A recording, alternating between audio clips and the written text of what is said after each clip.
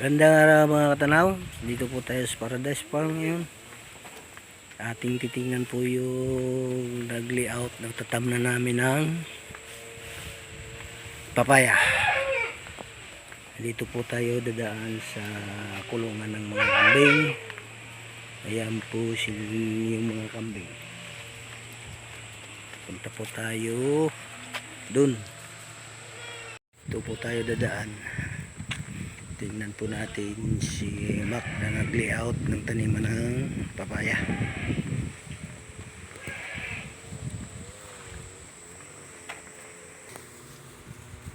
And dito na po sila nag-layout ng papaya. Marami ho kasing puno dito, kaya ang ginawa po namin, basta pagitan na lang, doon na lang sa malayo sa puno. Yun na lang aming inano, basta layo sa puno siya para hindi mahirapan paglaki. Yan po, yung mga puting may tulos, yun po ang layout sa papaya.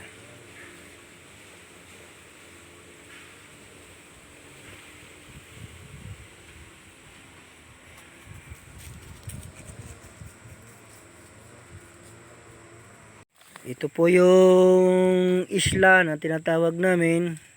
Natabasan na. Malinis na. Ang daming suloy ng kape. Dapat talaga maalis itong mga suloy ng kape para hindi mamatay yung sanga sa baba. Kasi pagka hindi natin alisin yung suloy sa kagaya nito, ayan, lalaki yan, ay mamamatay yung ibang sanga. Ito dapat alisin na to kasi papunta sa taas yan.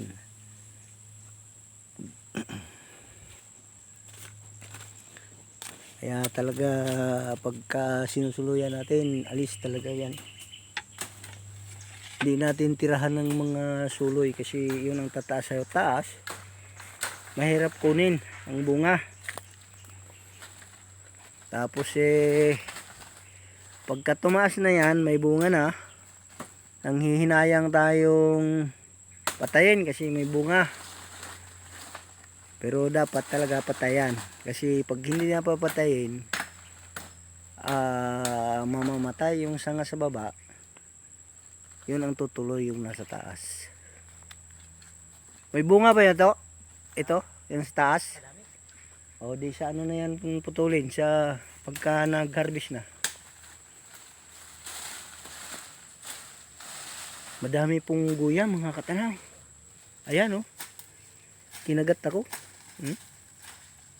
Ang tapang pa naman yan. Pag nakaamoy ng tao talagang sakit mangagat. Antik kung tawagin. Areko. Sakit Dami. Dapat talaga yan masugpo yung mga guyam na yan. Kasi pagka hindi rin natin sugpuin yan, hindi natin mapanguha yung yung bunga. Kaya siguro hindi nasusuluyan ng ayos kasi natatakot sila sa guyam.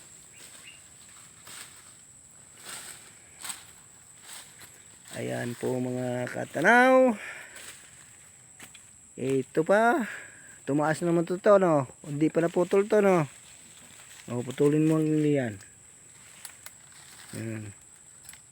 Yan. Alisin mo na yung sa babang yan.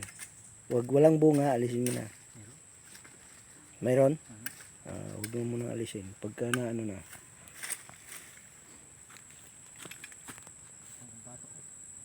Ito po mga katanaw. Hanap tayo ng guyam na talagang ayan po. Ayan po, yan.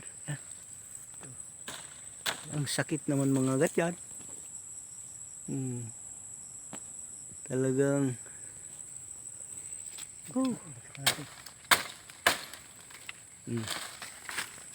ayun po. Ayun, ginapangan na po ako. Ang dami. Matapang yun mga katanaw.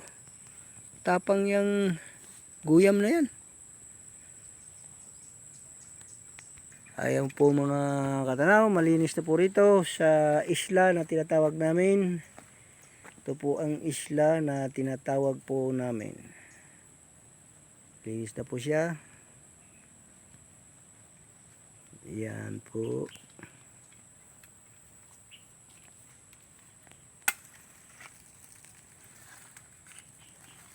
Yan po si ito ang taga grass cutter namin. Tapos Suloy grass cutter. Taas po tayo dito sa itaas.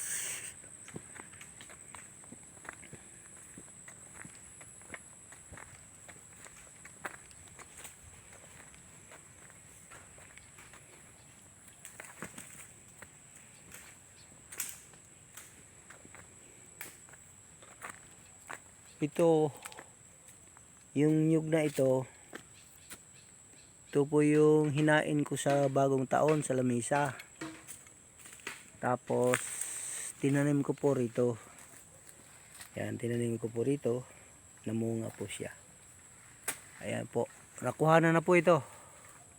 May bunga na.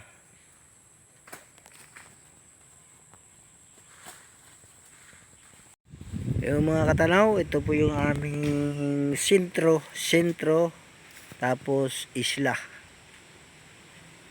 Titingnan po natin yung naggagawa po ng daan. Punta po tayo doon sa kanila. Malapit na po matapos tabasan po ito. Dito na lang, sa banda rito na lang. At malinis na to. Tapos dito sa kabila naman ng daan itong sa sentro ito, natabasan na. At magtatanim pa rin kami dyan ng papaya. Yan.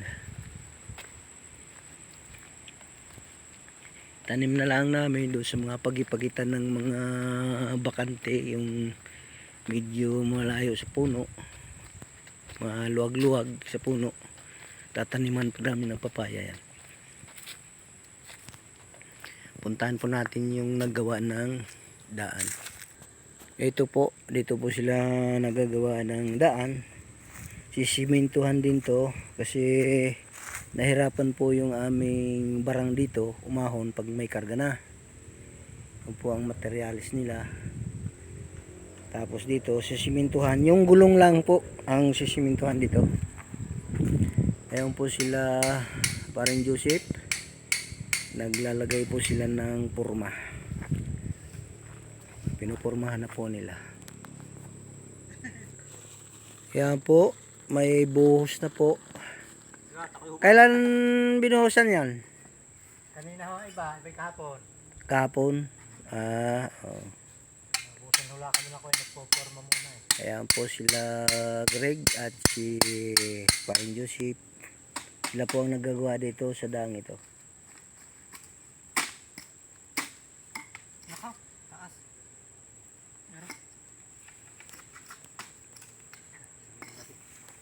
Hanggang dyan, saka hanggang doon sa pataas na ito. Kasi dito po nahirapan yung aming barang na panghakot ng kalakal. Kalakal, kumpay, kung ano-ano na lang kinakarga namin dito sa barang namin. Maraming salamat mga katanaw sa inyong pagpanood sa aking mga binibidyo dito tungkol sa aming farm at sa halamang gamot. Ako ay nagpapasalamat sa lahat na mga kaibigan ko sa Facebook at sa mga karels ko at doon sa mga YouTube channel, mga nagbablog. Shout out po sa inyong lahat.